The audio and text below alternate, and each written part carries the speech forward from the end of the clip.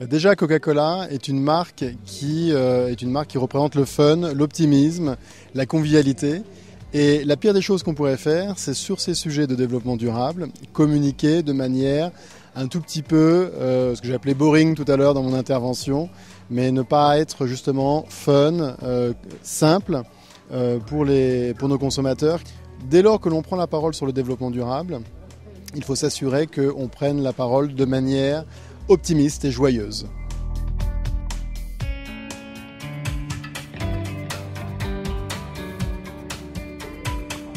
Lorsque l'on va parler de recyclage, je vais vous donner juste une illustration de ce que nous avons fait cet été sur les plages en France. Plutôt que de mettre des grandes poubelles en disant recycler, on a développé en fait avec Eco-Emballage un terrain de basket avec une poubelle géante en forme de panier de basket pour encourager les jeunes à jeter juste leurs bouteilles ou leurs canettes dans ce panier, dans cette poubelle géante, mais qui était non plus une poubelle, mais un terrain de basket. C'est en fait de tourner, de trouver des astuces pour rendre le geste un peu plus ludique qu'il ne pourrait peut-être l'être aujourd'hui.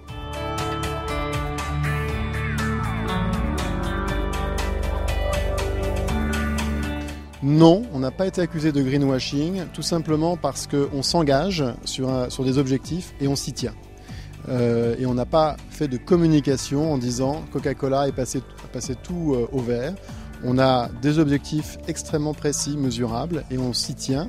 On a engagé des discussions avec des parties prenantes qui nous aident aussi à progresser sur ces sujets.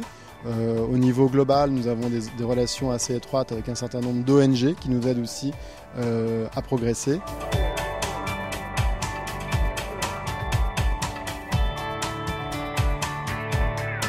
Au niveau international, nous avons aussi un certain nombre d'engagements avec des ONG comme WWF, où nous sommes engagés à nettoyer, en collaboration avec l'ONG, 7 fleuves dans le monde.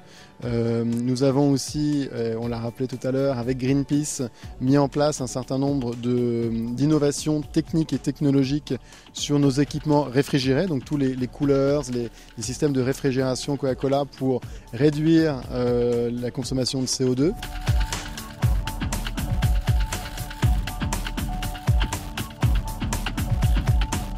À la montagne, nous avons mis en place là aussi un test dans 5 stations de sport d'hiver. Nous avons mis en place des poubelles de tri sélectif pour encourager là aussi aux gestes citoyens et favoriser le recyclage plutôt que d'avoir bien évidemment une canette qui pourrait traîner ou autre déchet qui pourrait traîner sur les pistes, au moins d'être dans l'action.